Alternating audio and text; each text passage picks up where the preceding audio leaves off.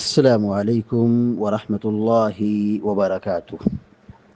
الحمد لله رب العالمين والعاقبة للمتقين والصلاة والسلام على أشرف الأنبياء والمرسلين نبينا محمد وعلى آله وصحبه أجمعين ومن تبعهم بإحسان إلى يوم الدين. أما بعد، فعن طلق بن علي رضي الله تعالى عنه قال: سمعت رسول الله صلى الله عليه وسلم يقول: لا وتران في ليلة.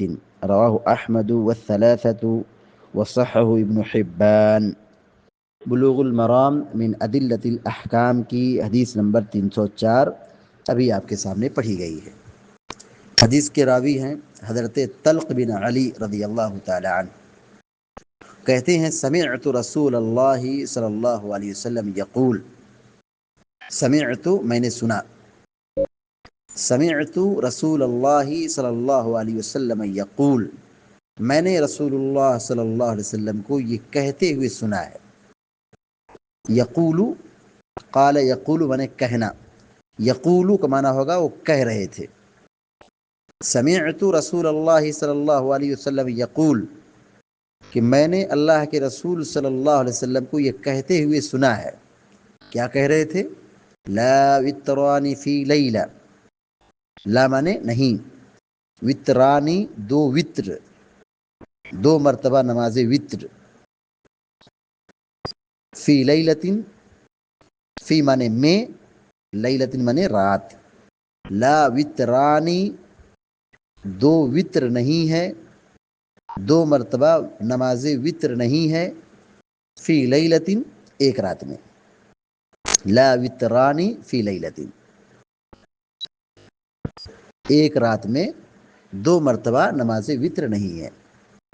رواہ احمد والثلاثہ، اس حدیث کو امام احمد بن حنبل رحمہ اللہ نے اپنی مسند میں اس حدیث کو ذکر کیا ہے۔ والثلاثۃ، اور تینوں محدثین نے بیان کیا، تینوں ائمہ نے بیان کیا ہے۔ تینوں ائمہ کون ہیں؟ امام ترمذی، امام ابو داؤد، امام نسائی، امام ترمذی، امام نسائی اور امام ابو داؤد، ان تینوں محدثین نے اس حدیث کو بیان کیا۔ وصححہ ابن حبان، اور امام ابن حبان رحمہ اللہ نے اس حدیث کو صحیح قرار دیا ہے، اور شیخ البانی رحمہ اللہ نے بھی اس حدیث کو صحیح قرار دیا ہے۔ حدیث کا مطلب بالکل واضح ہے کہ ایک رات میں دو مرتبہ نماز وتر نہیں ہے، یعنی ایک ہی مرتبہ وتر کی نماز پڑھنا ہے۔ اس سے پہلے جو حدیث نمبر 303 جو حدیث پڑھی گئی تھی،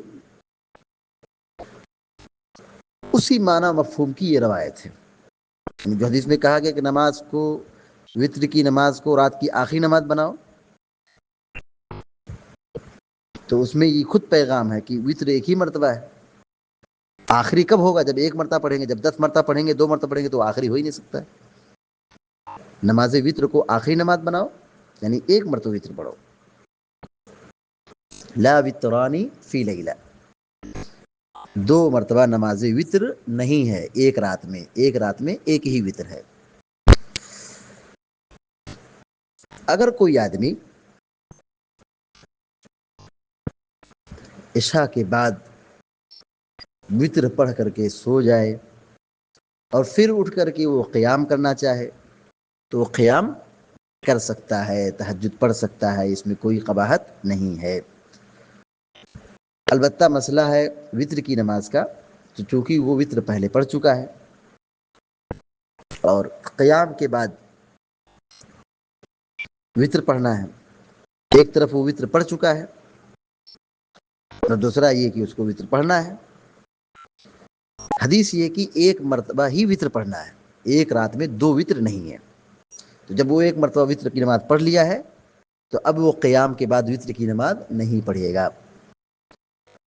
وتر کو توڑنے کا جو مسئلہ ہے، کچھ لوگوں نے یہ کہا ہے کہ وتر کو توڑنا پڑے گا۔ وتر کو توڑنے کا مطلب کیا ہے کہ اگر وہ عشاء کے وقت میں وتر کی نماز پڑھ لیا ہے، بعد میں اسے قیام کرنا ہے، تہجد پڑھنا ہے، تو کیا کرے؟ پہلے وہ ایک رکعت پڑھ کر کے جوڑا بنا لے، یعنی ایک رکعت جو وتر تھی ایک رکعت اور پڑھ لیا، یہ کیا ہو گئی؟ جفت ہو گئی، یہ نماز کیا ہو گئی؟ جفت ہو گئی۔ پھر قیام کر لے، پھر قیام کرنے کے بعد تہجد کے بعد وہ وطر کی نماز پڑھ لے۔ کچھ لوگوں نے ایسا مسئلہ بتلایا ہے۔ تو وطر کو توڑنے کا جو مسئلہ ہے یہ سنت سے ثابت نہیں ہے۔ اللہ کی نبی صلی اللہ علیہ وسلم نے ایک رات میں ایک ہی وطر پڑھی ہے، اور ساتھ ہی ساتھ آپ نے یہ وضاحت بھی کر دی ہے، لا وطرانی فی لیلۃ، 2 مرتبہ نماز وطر نہیں ہے ایک رات میں، یعنی ایک رات میں ایک ہی وطر ہے۔ تو اب قیام اللیل کے بعد، نوافل کے بعد، تہجد کے بعد اسے وطر پڑھنے کی اب ضرورت نہیں ہے اگر وہ پہلے پڑھ لیا ہے۔ حدیث کا ترجمہ دوبارہ دیکھیے۔ حضرت طلق بن علی رضی اللہ تعالیٰ عنہ روایت بیان کرتے ہیں، سمعت رسول اللہ صلی اللہ علیہ وسلم یقول، وہ کہتے ہیں کہ میں نے اللہ کے رسول صلی اللہ علیہ وسلم کو یہ فرماتے ہوئے سنا، لا وطران فی لیلۃ، ایک رات میں 2 مرتبہ نماز وطر نہیں ہے، ایک رات میں 2 مرتبہ نماز وطر نہیں ہے، ایک ہی مرتبہ وطر پڑھنا ہے۔ وطر کے سلسلے میں یہ بات کئی مرتبہ بتائی جا چکی ہے کہ عشاء کی نماز کے بعد سے وطر کی نماز کی شروعات ہوتی ہے اور طلوع فجر تک اس کا وقت رہتا ہے۔ تو عشاء کے بعد بھی پڑھ سکتے ہیں، آدھی رات میں بھی پڑھ سکتے ہیں، اور فجر سے پہلے پہلے بھی پڑھ سکتے ہیں۔ اگر کوئی آدمی وطر کی نماز پڑھ لیا ہے، پھر اسے قیام کرنے کی ضرورت محسوس ہو رہی ہے اور وہ بیدار ہو گیا ہے، قیام کرنا چاہتا ہے، تہجد پڑھنا چاہتا ہے، تو وطر کی نماز کے بعد بھی وہ قیام اللیل کر سکتا ہے۔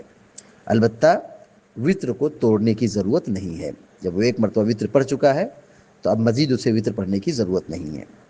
اور اسی طرح اس ضمن میں یہ بھی مسئلہ واضح رہے کہ وطر کی نماز کے بعد بھی نماز پڑھی جا سکتی ہے، وطر کی نماز کے بعد بھی نماز پڑھی جا سکتی ہے، اس میں کوئی قباحت نہیں ہے۔ جیسے مثال کے طور پر آدمی وطر کی نماز پڑھ لیا ہے، پھر اسے جنازے کی نماز پڑھنا ہے، پڑھ سکتا ہے۔ وطر کی نماز پڑھ لیا ہے تو اب وہ تحیۃ المسجد، جیسے مسجد میں چلا گیا، تحیۃ المسجد بھی پڑھ سکتا ہے۔ وضو بنا لیا ہے، تحیۃ الوضو بھی پڑھ سکتا ہے۔ چاند گرہن لگ گیا، رات میں چاند گرہن لگ گیا، عشاء کی نماز کے بعد، وطر کے بعد چاند گرہن لگ گیا، تو وطر کے بعد بھی پڑھ سکتا ہے۔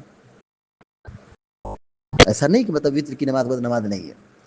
جو حدیث میں کہا گیا آخری بناؤ، وہ استحباب کے معنی میں ہے، یہ کس کے معنی میں ہے؟ مستحب ہے، بہتر ہے، یعنی ضروری نہیں ہے کہ وطر کے بعد کوئی نماز نہیں ہے، وطر کی نماز بھی پڑھنا ثابت ہے، پڑھ سکتے ہیں۔ اللہ کے نبی صلی اللہ علیہ وسلم وطر کی نماز کے بعد بھی 2 رکعت آپ نے نفل پڑھی ہے، تو وطر کے بعد بھی نوافل کی پابندی کی جا سکتی ہے، یہ بھی سنت سے ثابت ہے۔